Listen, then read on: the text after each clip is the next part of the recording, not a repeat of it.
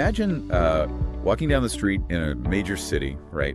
And you look up at this massive skyscraper, but it is completely encased in construction scaffolding. Yeah, just, covered in those gleaming tarps snapping in the wind, all those heavy steel support beams everywhere. Exactly. You see maybe giant corporate logos draped over the sides. And from the sidewalk, I mean, it looks incredibly impressive. Oh, totally. It gives off this huge impression of, immense scale and progress. Right, like it's the most important new addition to the skyline. But the thing is, because of all that scaffolding, you cannot actually see what is inside the building. Yeah, the scaffolding is basically doing, a lot of heavy lifting for the imagination there. It really is. You're standing on the street corner, assuming there's some structural marvel behind those tarps, but for all you know, they could just be dressing up an empty facade. Which is a crazy thought. Right. The exterior structure projects a story that the interior might not actually support at all. Well, welcome to this deep dive. Because today, we are pointing that exact analogy at the multi-billion-dollar world of crypto tokenization. It's a perfect fit, honestly. And I am talking directly to you listening right now. Because whether you actively hold digital assets, or whether you work in traditional finance, or even if you just catch the occasional headline scrolling through your feed, you are constantly being sold a very specific story. A very loud story. Yeah, exactly. This story about the future of finance, a narrative about democratization, efficiency, and this revolutionary technology. So today, our mission is to tear down the scaffolding of that story. We are getting rid of the tarps. We are. We're going to look at the raw data to see if there's a real building inside, who that building was actually constructed for, and crucially, whether the native tokens people are buying actually capture any of the value being generated. Yeah, and to figure out if there is a real building behind all this, corporate messaging, we have to look past the marketing brochures. We need to dive into the actual on-chain mechanics. Right.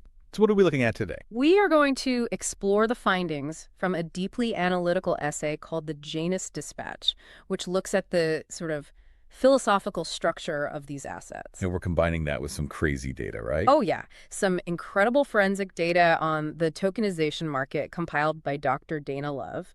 And I mean, these sources together, they paint a picture that completely upends the mainstream narrative. Okay, let's unpack this foundational analogy here. Right. The Janus Dispatch uses that skyscraper scaffolding concept specifically to examine one of the oldest and, frankly, most heavily debated digital assets out there, XRP. Oh, yeah, the classic example. Right. So for XRP, the company Ripple is the scaffolding. Ripple acts as the sponsor, the promoter, the entity holding the tarps up, basically. Yeah, they're the ones driving the whole narrative. But the dispatch points out something vital. That scaffolding is slowly, methodically coming down. Ripple has this escrow system, and back in 2017, it held 55 billion tokens. Which is a massive amount of supply. It's massive. But fast forward to mid-2026, and that number is down to an estimated 38 billion. They are selling off hundreds of millions of tokens a month. Right, which brings us to the core tension of the asset.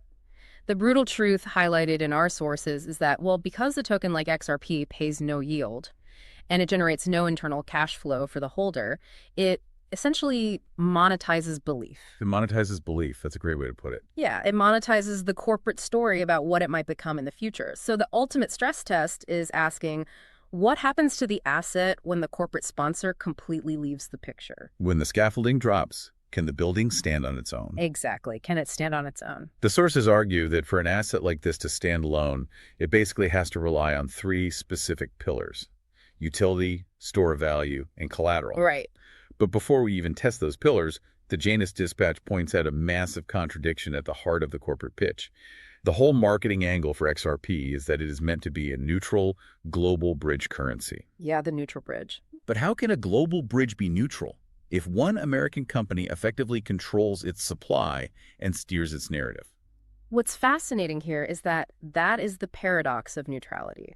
A bridge that one party can, move or toll or influence at will, that isn't a neutral piece of infrastructure. No. It is a proprietary corridor. So to genuinely evaluate the asset's worth, we must operate under the assumption that the corporate sponsor is entirely out of the picture. We have to evaluate the bare concrete. Okay, let's test that bare concrete, starting with pillar one, which is utility. Yeah. I want to spend a second on the mechanics of the original pitch here, because structurally, it was brilliant. It was a really smart idea. It was a play on topology. Like Right. in traditional global finance, if you want to trade between different world currencies, you need a massive, inefficient web of direct connections. They call these n-squared connections. Yeah, so if a bank in Mexico wants to send money to a bank in Thailand, they might have to pre-fund accounts in both places, right? Exactly. Or route through multiple intermediary banks, which just ties up capital everywhere. Yeah. It is incredibly capital intensive. So the proposed solution was to replace that messy n-squared web with a cleaner n-spokes model. A hub and spoke. Right. Instead of building direct lanes between every single currency pair on Earth, you route everything through one central neutral hub. So the Mexican bank swaps peso for the central hub asset, sends it instantly, and the Thai bank swaps the hub asset for bait. Exactly. Capital is freed up, settlement is instant,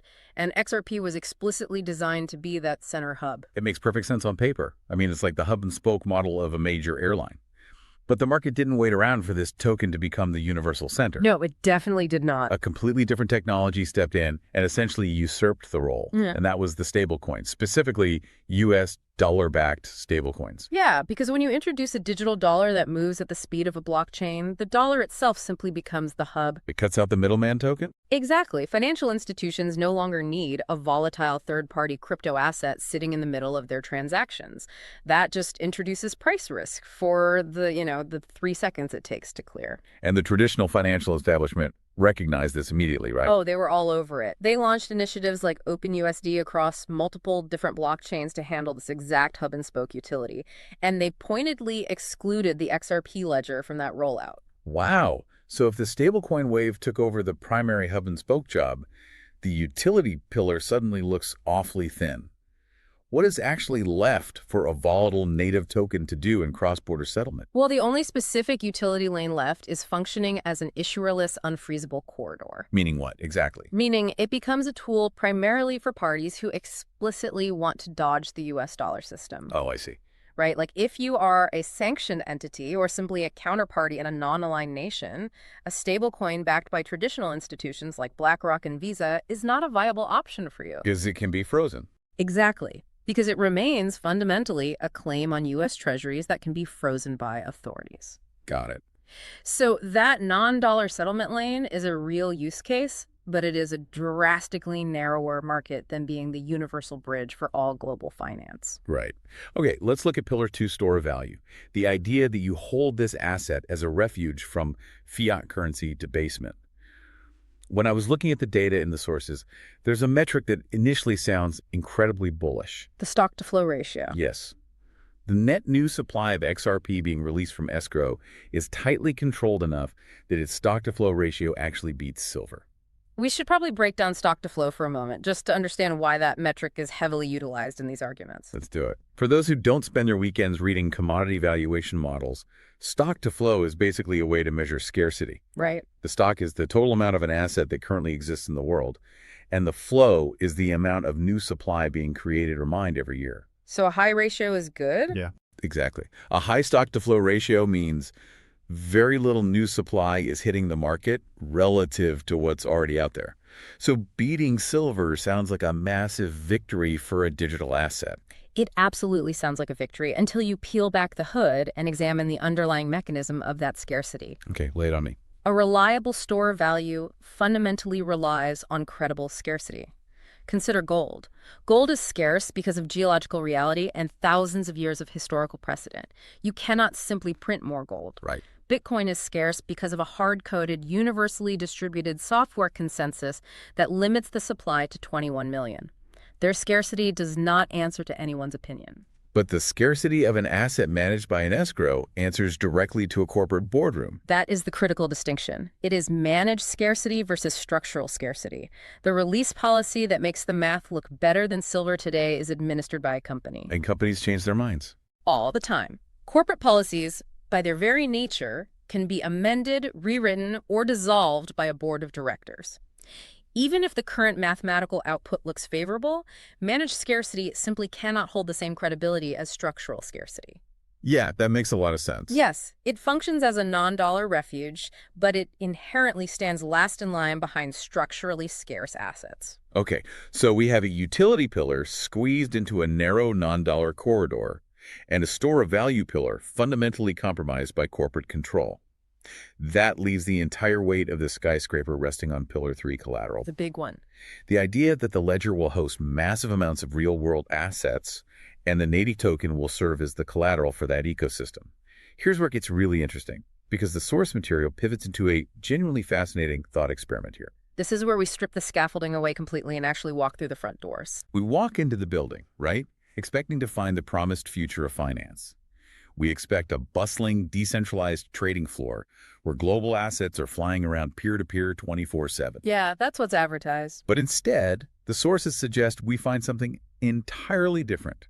We find a quiet room entirely filled with locked, non-transactional filing cabinets. That visual perfectly encapsulates what Dr. Dana Love's forensic data reviews about the current reality of the market. And we are moving beyond just XRP here. Oh, this is industry-wide. Yeah, this data exposes the defining open secret of the entire $60 billion global tokenization industry. When I first read Dr. Love's numbers, I had to stop and reread the paragraph. They're pretty wild. Out of a $60 billion tokenized market, a staggering 56% of it shows absolute zero weekly transfers. No trading. Half of this supposedly hyper-liquid revolutionary market is standing completely still. Yep, zero movement. And the traditional financial media looks at that statistic and immediately concludes the market is frozen, right? Yeah. That nobody wants these assets and tokenization is a failure. But the media interpretation entirely misses the underlying architecture of what is being built. They are confusing two completely different technologies that happen to be marketed under the same umbrella term of tokenization. Walk us through the mechanical difference between the two, because that seems to be the hinge of the entire illusion. Sure. To understand the data, we have to distinguish between distributed tokens and represented tokens. Okay, what's a distributed token? A distributed token is what the public imagines when they hear the word crypto. The token itself is the asset. It moves peer-to-peer on public rails, you trade it on exchanges, you plug it into decentralized finance protocols to earn yield. Like actual crypto trading. Right. That makes up roughly $32 billion of the current market. But the other $27 billion is composed of represented tokens. And what do? Well, a represented token never leaves home. It is simply a digital receipt for a physical or traditional asset that is managed entirely off-chain in the real world. Meaning the blockchain isn't acting as a financial exchange at all. It's just acting as an internal immutable database. It really is just a filing cabinet. Precisely. Zero transfers is not a bug or a liquidity crisis in the system. It is the exact technical specification the system was designed for. A represented token isn't meant to be day traded. That is wild. And the sources highlight a specific asset on the XRP Ledger that illustrates this perfectly, and it is a massive one. The JMW token. Yes. Launched by a company named Just Token. It represents $2.2 billion in value. But it doesn't represent tech stocks or digital gold. It represents megawatt hours of Argentinian energy from a real-world producer called YPF Liz. It's a huge deal. But here's the kicker. This $2.2 billion token has exactly 19 owners. It has zero transfers, and it will never trade. The mechanism of how JMW operates is just fascinating. The token is minted on the blockchain the exact moment a real-world energy contract is signed between two parties. It sits there, unmoving, acting as a verifiable proof of obligation. Then, the moment the actual electricity is delivered in Argentina, the token is burned. It ceases to exist. Wow. The public blockchain is being utilized exclusively as an unchangeable audit trail and a settlement record. But that raises an obvious question. If the asset never moves, never trades, and is just a receipt between known parties, why build it on a public blockchain in the first place? Yeah. Why wouldn't a company just use a private internal server or like a traditional cloud database? It comes down to regulatory compliance and establishing trust between massive institutional players. Just Token selected the XRP Ledger specifically for its unique settlement characteristics and its direct compatibility with Argentina's securities regulator. Oh, so it fits into a legal framework. Exactly. A specific framework established in 2025 called Resolution Melo 58. It is a calculated compliance decision, not a play for retail liquidity. That makes sense. And if you look at the entities funding this infrastructure, it tells you everything you need to know.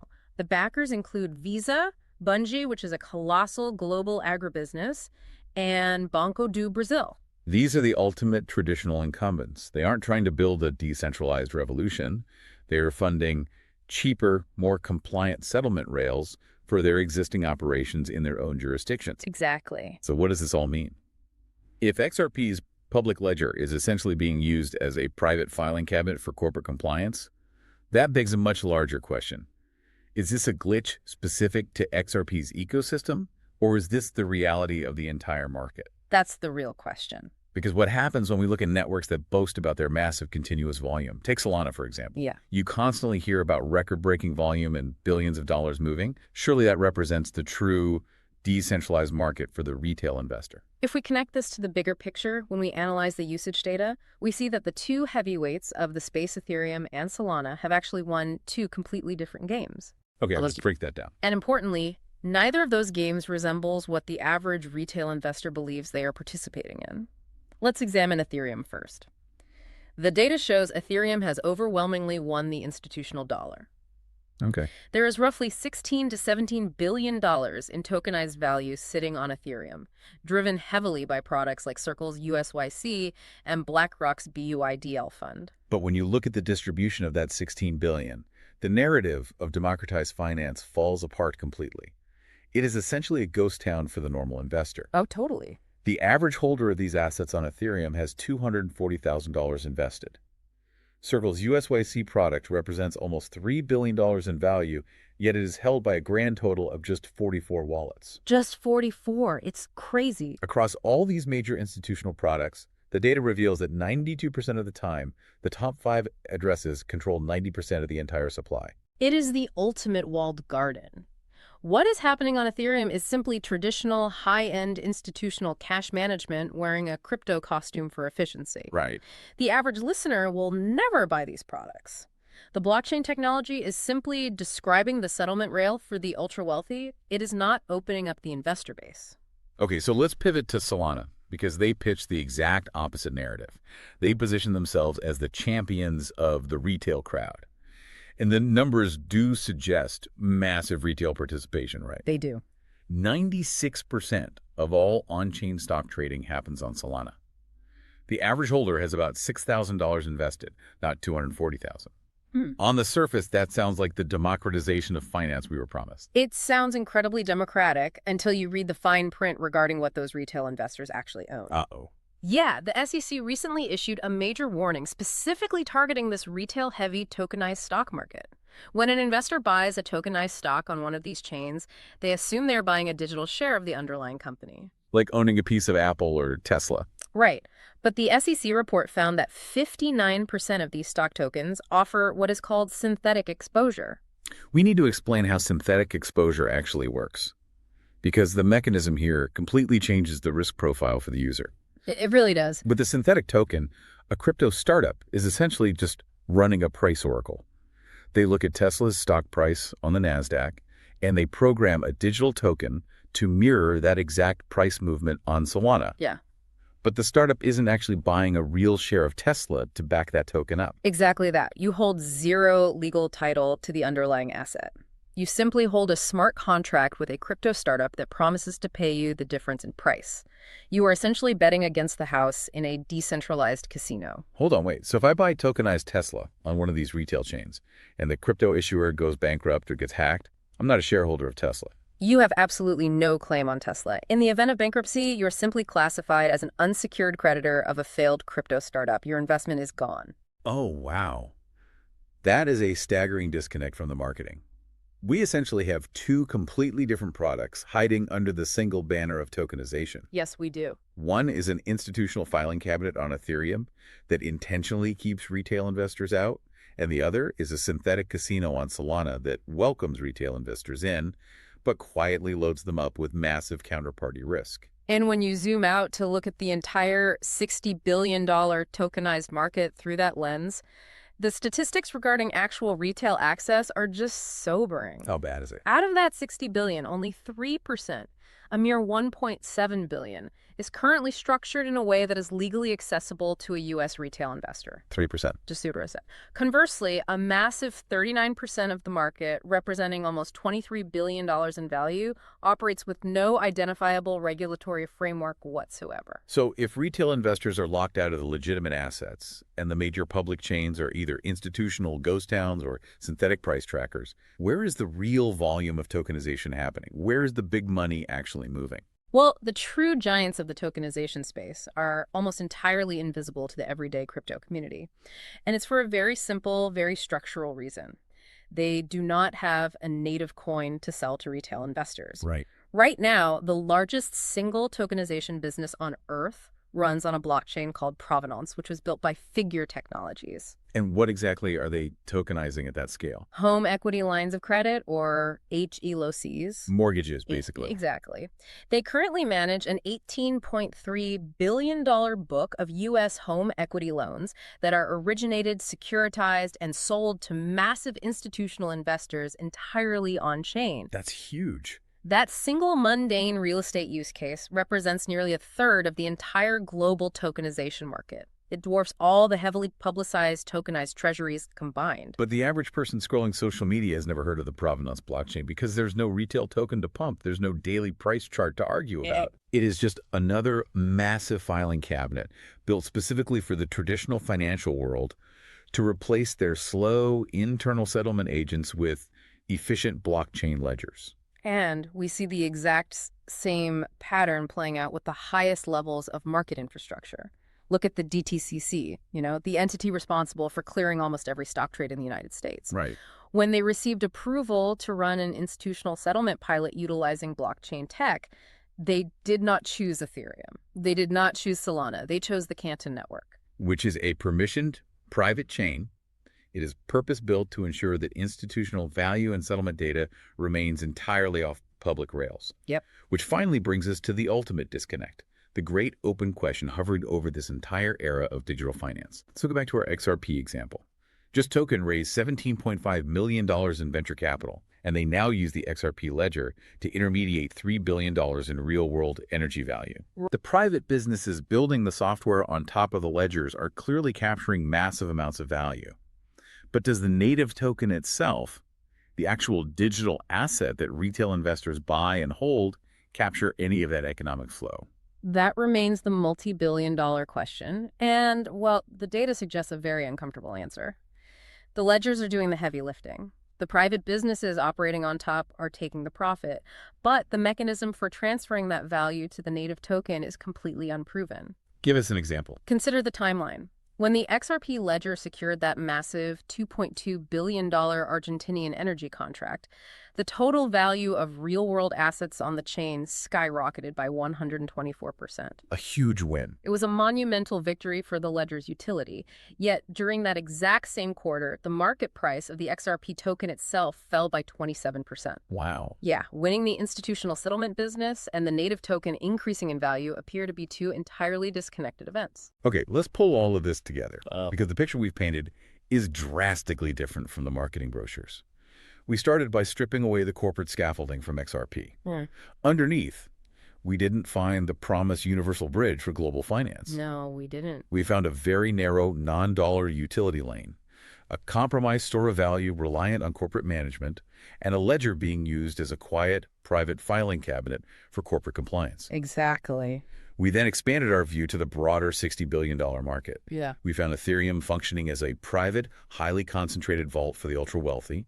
We found Solana operating as a highly risky synthetic price tracker for the masses, offering exposure without actual legal ownership. Right. And quietly, in the background, we found giant private chains eating a third of the entire global market without ever issuing a retail token. The foundational takeaway here is that the underlying technology absolutely works. The efficiency gains are real, and institutional adoption is happening at scale. But the story being sold to the public, the narrative that buying a public token means you are participating in the exact same financial revolution as BlackRock and Visa, is largely a mirage. The institutions are using the tech. They are not necessarily using or valuing the public tokens. So the next time you see a headline on your feed screaming about massive institutional adoption of crypto or billions of dollars flowing onto a blockchain, you need to stop and read the label. Read it very carefully. Ask yourself, are you buying direct legal ownership of an asset, or are you just buying synthetic exposure with massive hidden counterparty risk? Are you actually inside the vault with the institutions, or are you locked outside on the street just watching the numbers go up on a screen? And most importantly, who benefits financially if you don't understand the difference between the two? This raises an important question, and it leaves us with one final vital concept to consider. It's drawn from what the Janus dispatch refers to as the 10th man argument. Let's define the 10th man rule for the listener, because it's a great mental model. The premise is that if 9 people in a room look at the exact same information and arrive at the exact same conclusion, the 10th person has a duty to assume the 9 are wrong and argue the exact opposite case. Right. In crypto, the 9 people all assume that native tokens must eventually capture the value of the network. So play the 10th man. What is the opposite case? The opposite case challenges the very necessity of token value. What if fiat-backed stablecoins completely take over the role of settlement bridges? Okay. And what if institutional collateral continues to live purely as non-transactional digital receipts like that Argentinian energy token that don't actually require the native token to function or move? If that happens, then what? If those two things hold true, could the real future of these massive public blockchains simply be to serve as unmonetized public infrastructure? Much like the underlying protocols of the internet itself. A perfect parallel. Nobody pays a daily toll to use TCP/IP, right? Right. The foundational protocols of the internet process trillions of dollars in global economic value every single day, but the protocols themselves are free, completely unmonetized rails. Wow. It is entirely logically possible that these massive blockchain networks will successfully process billions in global real-world value, fundamentally revolutionizing back-end institutional settlement, while the native tokens that retail investors are eagerly holding eventually slide to zero. Leaving you to look at your crypto portfolio and ask the hardest question of all. Are you actually investing in the building, or are you just buying the scaffolding?